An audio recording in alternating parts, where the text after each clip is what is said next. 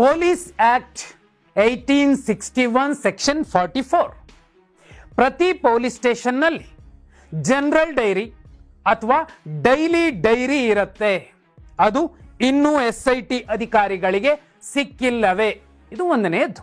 ಎರಡನೇ ವಿಚಾರ, ಒಂದಷ್ಟು ಅನುಮಾನಗಳು, ಒಂದಷ್ಟು ಕೇಸ್ಗೆ ಪೂರಕವಾಗಿ ನಡೀತಿರುವಂತಹ ತನಿಖೆಯ ಹಂತದಲ್ಲಿರುವಂತಹ ವಿಚಾರಗಳನ್ನು ನಾನು ನಿಮಗೆ ಹೇಳಬೇಕು. ಮೊದಲನೇ ಪಾಯಿಂಟಲ್ಲಿ ಸಿಗಲಿಲ್ಲ.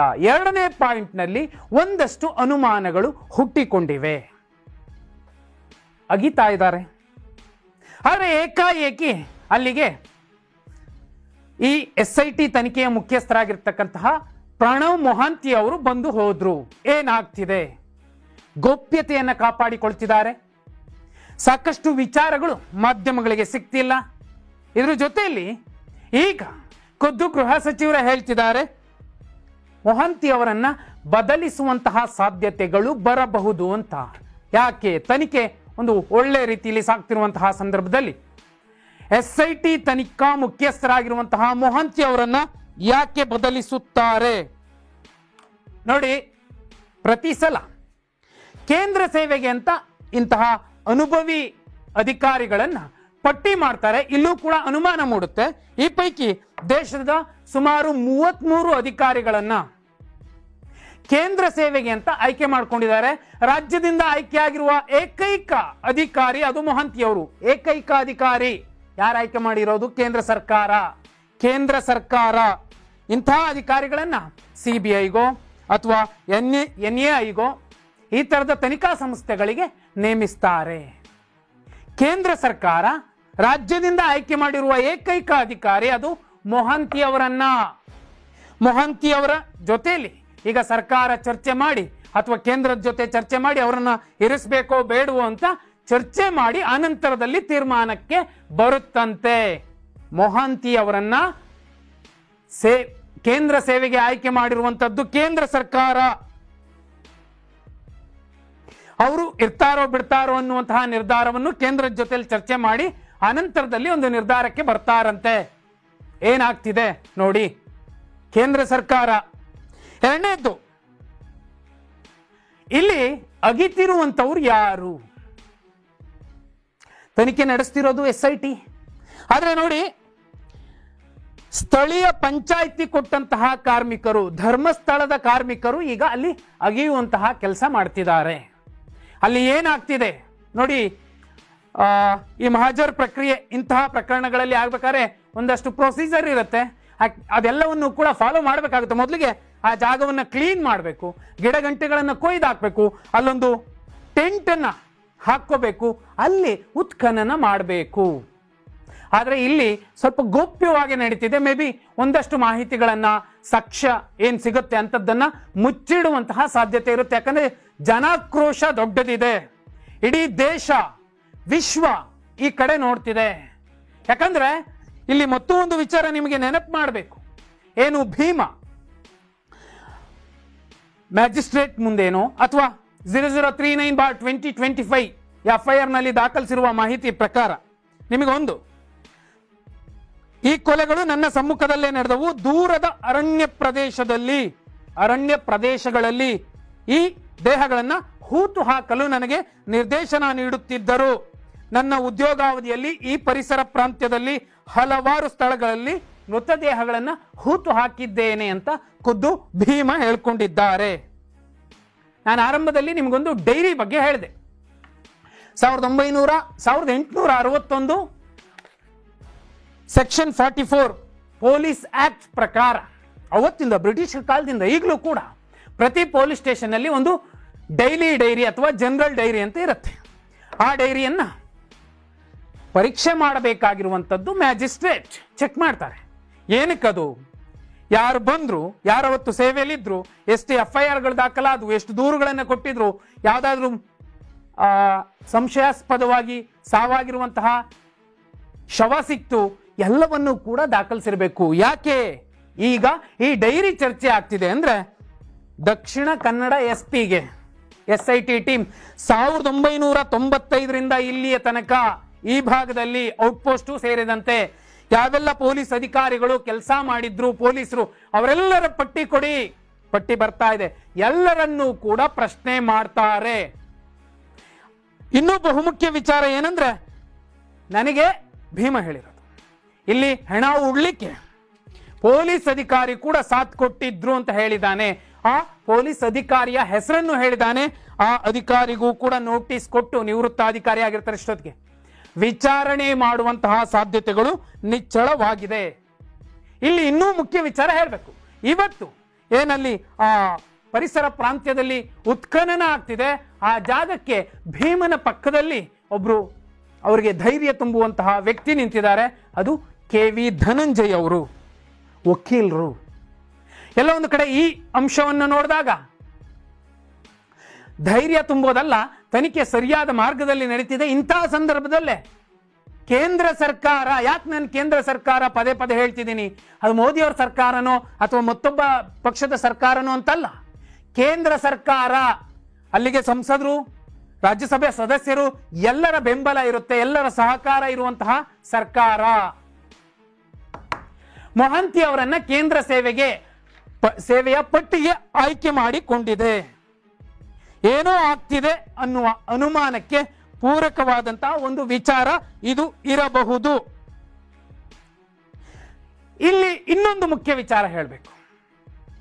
1.1, 1.2, 1.3 ಓಕೆ, 2 ಲೆಕ್ಕ ನಿಮಗೆ ಕೊಡಬೇಕು.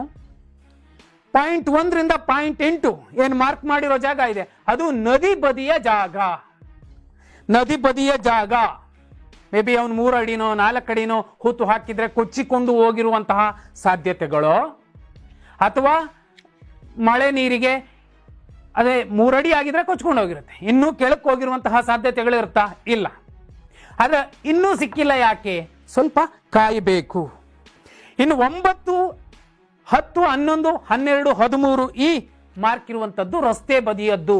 ಇಲ್ಲಿ ಯಾವುದೇ ರೀತಿ ಸಮಸ್ಯೆ ಆಗಿರೋದಿಲ್ಲ ಅನ್ನುವಂಥದ್ದು SIT ತನಿಖೆಗೆ ಭೀಮ ಕೊಟ್ಟಿರುವಂತಹ ಹೇಳಿಕೆ. ಆ ಲೆಕ್ಕ ನೋಡಿದ್ರೆ 11, 12, 13ರಲ್ಲಿ ಖಂಡಿತವಾಗಿಯೂ ಸಿಗತ್ತೆ ಅಸ್ಥಿಪಂಜರ ಅನ್ನುವಂತಹ ಕಾನ್ಫಿಡೆನ್ಸ್ ನಲ್ಲಿ ಭೀಮ ಮಾತಾಡಿರುವಂಥದ್ದು ಈಗ ಎಲ್ಲೋ ಒಂದು ಕಡೆ ಸಿಕ್ಕೇ ಸಿಗತ್ತೆ.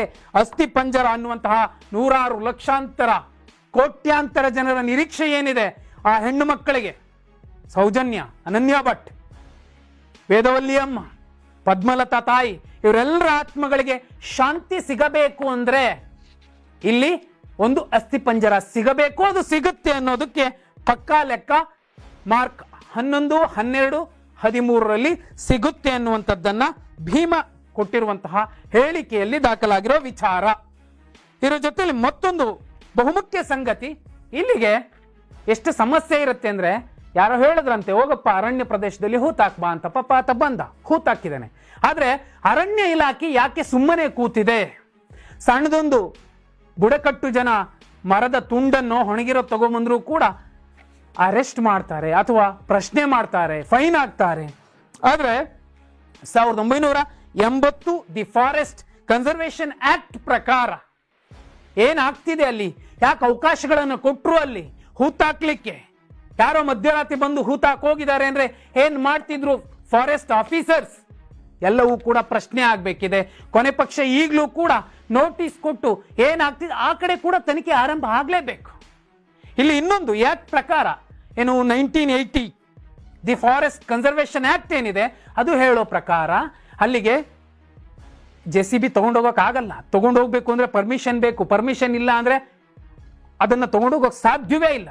ಆ ಕಾರಣಕ್ಕೋಸ್ಕರನೇ ಮಾನವ ಶ್ರಮವನ್ನ ಬಳಸಿಕೊಂಡು ಉತ್ಖನನದ ಕೆಲಸವನ್ನ ಮಾಡ್ತಿದ್ದಾರೆ. ಆದ್ರೆ ಉತ್ಖನನಕ್ಕೆ ಬಂದಿರುವಂತಹ ಹುಡುಗರು ಯಾರು?